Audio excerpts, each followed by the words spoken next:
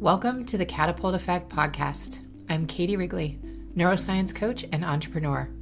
This podcast is for high-performing leaders who look capable on the outside, but know the pressure of carrying too much alone. Each week, we explore the internal and external systems that create real ease, from nervous system regulation to delegation and smarter support.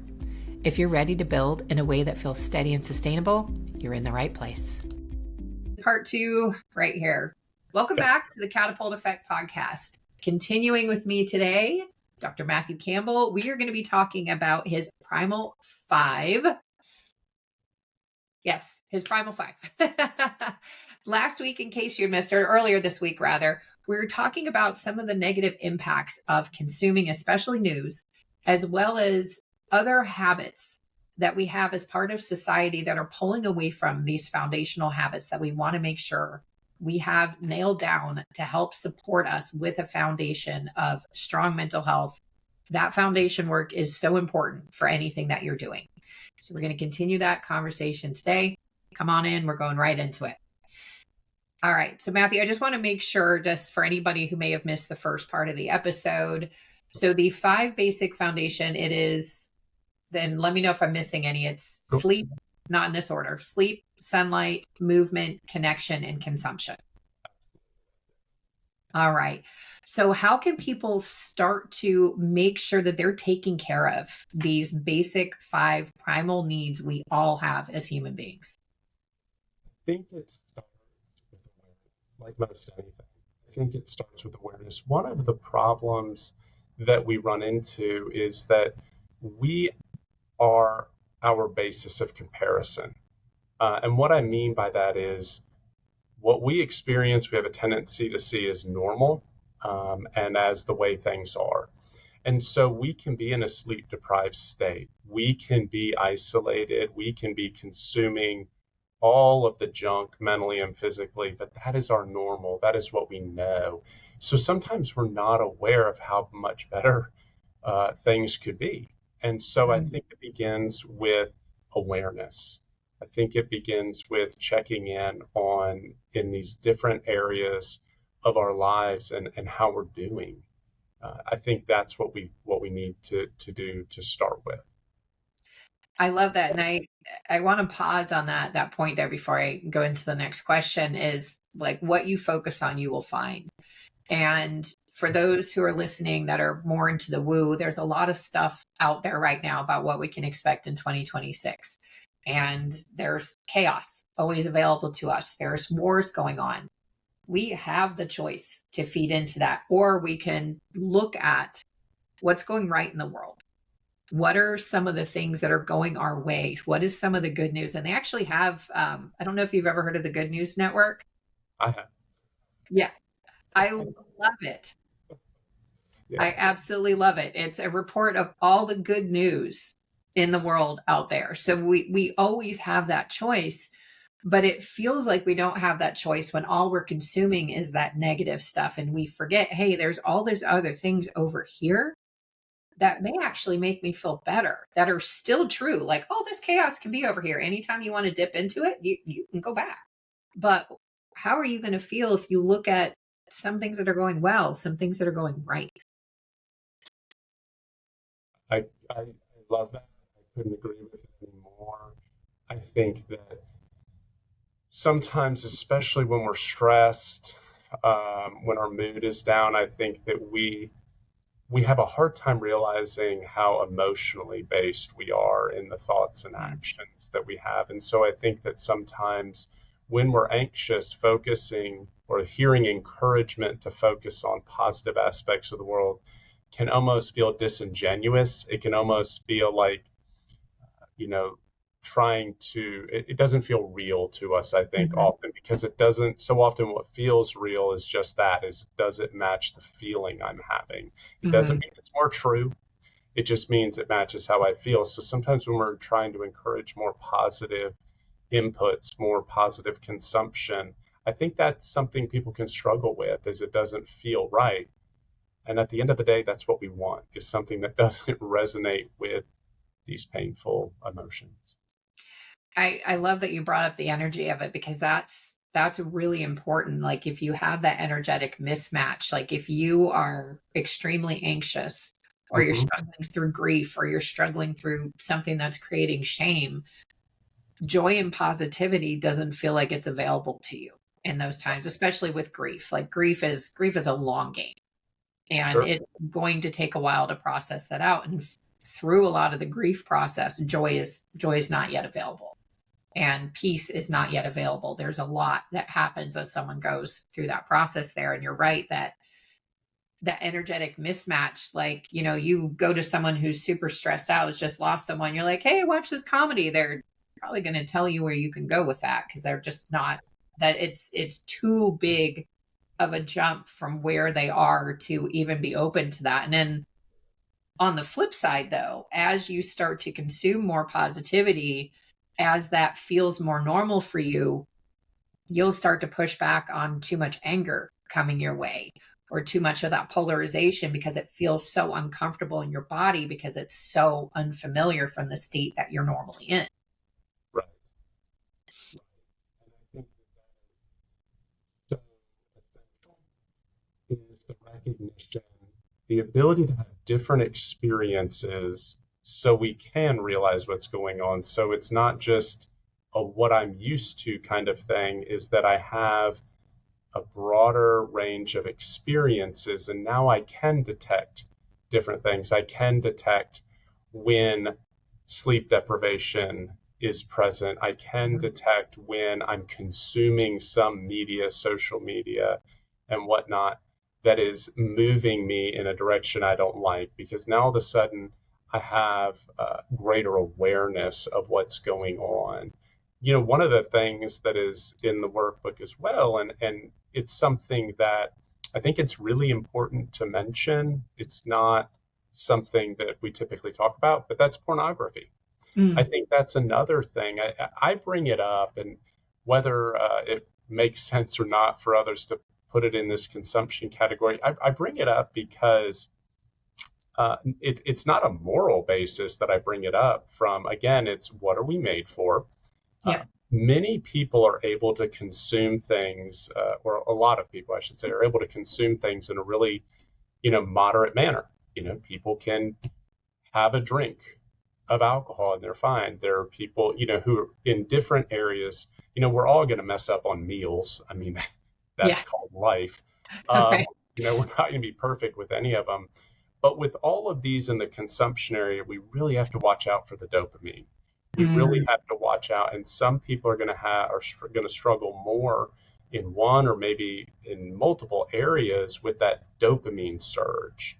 And so that's what I'm getting at with this, because when we look at pornography sites, they are far and away the most popular sites on the internet. The numbers are staggering of how much more popular they are than everything else.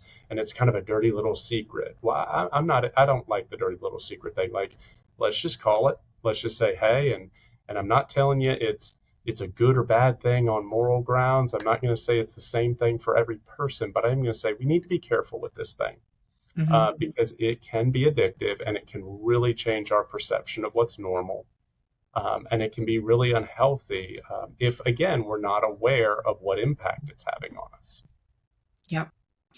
And you brought up some good points, like, being aware that you have sleep deprivation. If you've been sleep deprived for years, you don't even realize that anymore. You're just compensating with more coffee, more sugar, probably, whatever you're doing in other consumption to make up for that. And I'm a really funny episode of Friends is coming to mind, where I think it was Chandler and I can't, one of them wound up having free porn that was coming in, and Joey and Chandler just did not want to leave the TV. And Right. they, like, you start to see them later in the episode. They're like, someone delivered my pizza today and she didn't take her clothes off. And they're like, and I got a massage and it didn't have anything.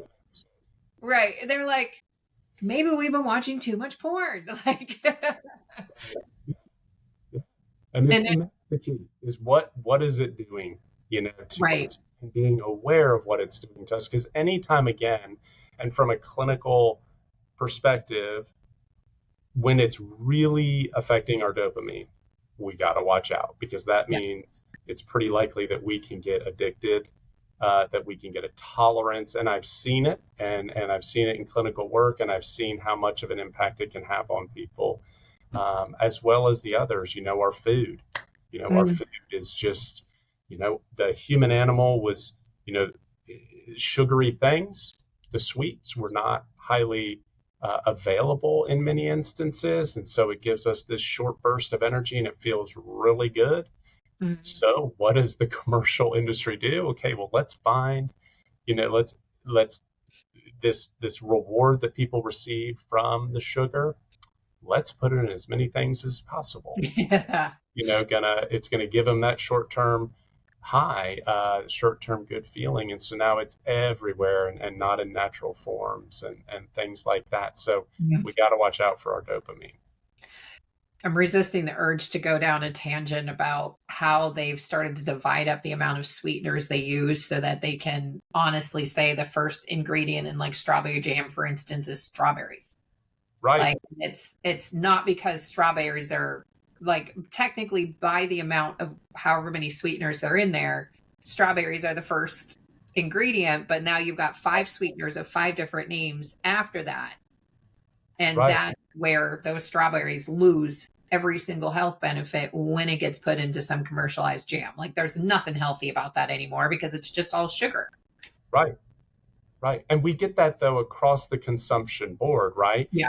Because each of these things, it's like the supernormal stimulus. It's is what it's called. Is it's not the real thing, Right. but it's being, it's being used in a way usually for money, and things like that. But we're getting further away from the original thing, but it's still giving us that boost. Yeah. So the original thing would have been natural sugar, but now we're getting further and further. And like you're saying, there's some deceptiveness in how it's being presented. Yeah. There is. And again, I'm trying not to go down that tangent because that's like like, it drives me crazy about the food Sure. industry and so many people fall for it. It's like, oh, come on. Like, no, no, no, no, no. Um, I'm loving this conversation, and in my head, I'm kind of drawing like, okay, we've got all these things that we're consuming that are messing with brain chemistry. That's Sure. going to make it harder to be us. We're getting away from these foundational habits that have us using the body the way that it's meant to be used, which is going to even out brain chemistry, which is going to even out hormone levels, which is going to even out all those internal systems, including our nervous system when we start to get into these habits. So, what are some quick, or maybe not even quick, but some simple daily actions people can start to take to start to restore their capacity? And also, a second part of that, like how quickly or slowly should someone shift in? Like right now, they're not moving. They're drinking maybe a pot of coffee to cope every day. They're having a hard time falling asleep at night. They're really struggling with day in, day out life. So what pace would you recommend, and how can someone just simply start to integrate these five foundational habits into their daily work? So many things about the way you asked that make me want to go down different paths, because I really appreciate the way you said it. First of all, we have to find our own pace. Mm. Our goal is not perfection. Our goal is improvement. If these things were easy, there would not have been a workbook to write. Right. We would be in much better shape. They're not easy. It's difficult to do these things. We have to be really intentional. And what I encourage is for us to begin by taking stock, by having more awareness of where we are in these different areas.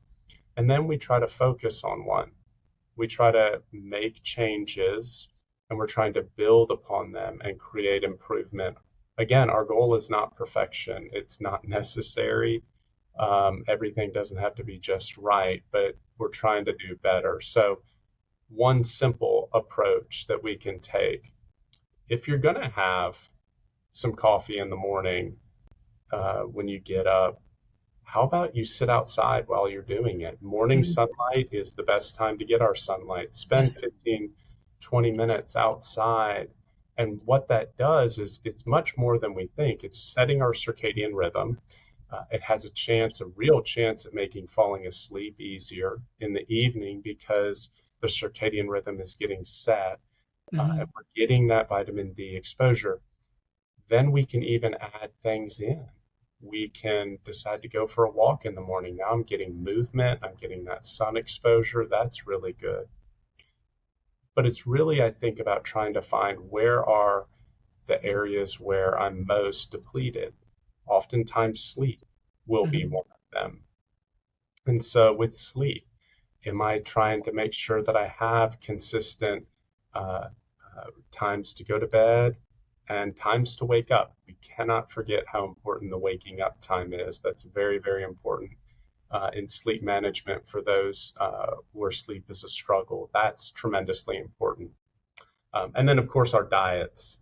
Our diets. That's probably the one. I looked at the numbers, and diet consumption. That area was probably the one we struggle with the most. It's also the slippery slope. We don't want to get too excessively focused on that. That's a problem as well.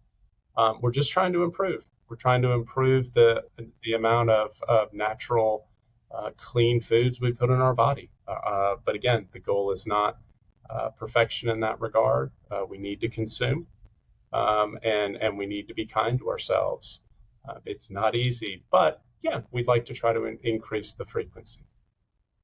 I like that. And I just want to add in, like, as you're looking at these areas that Mhm. Matthew's talking about, don't judge yourself. It's going to make you more resistant to any change. Anything that you're looking at, just look at it. This is purely data. Right now, sleep is awful. Okay, great. That's where you want to start to dive in. Start there. Don't judge yourself and look and see how can I improve it just 1% tonight.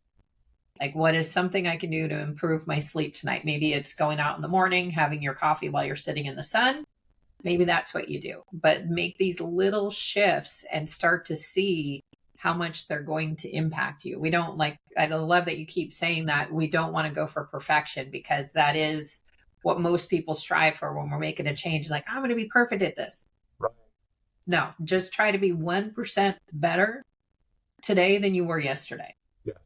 And again, don't judge yourself with that, because it can feel really overwhelming to look at all these things you want to change. And that is then going to have us freezing, and you're going to be less likely to actually succeed in making these changes because it feels like too much. And that's where the short-term goals, that's where they can really help, is that we're not going to get there at first.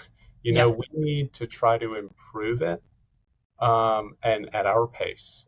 And we recognize, and that's one of the things in the workbook that we really try to emphasize, is that there are several behavior change techniques, approaches, things like that that we encourage within it.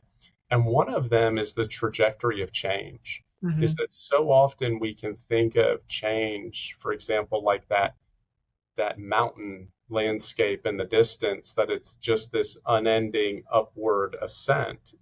And real change is like when you get close to the mountain and you're starting to go up the mountain and you realize, sure, there are some sheer faces, but there are also plateaus and dips. And that is part of the change process. It strengthens our change. That struggle strengthens the change. So long as we keep working towards it, it is not failure. That is part of our change process, our slips and plateaus. I love that. That's a really good analogy, too. And you'd mentioned earlier these changes aren't easy, but they are simple. And I want to point out, because this happens a lot in this work, simple and easy are not always synonyms.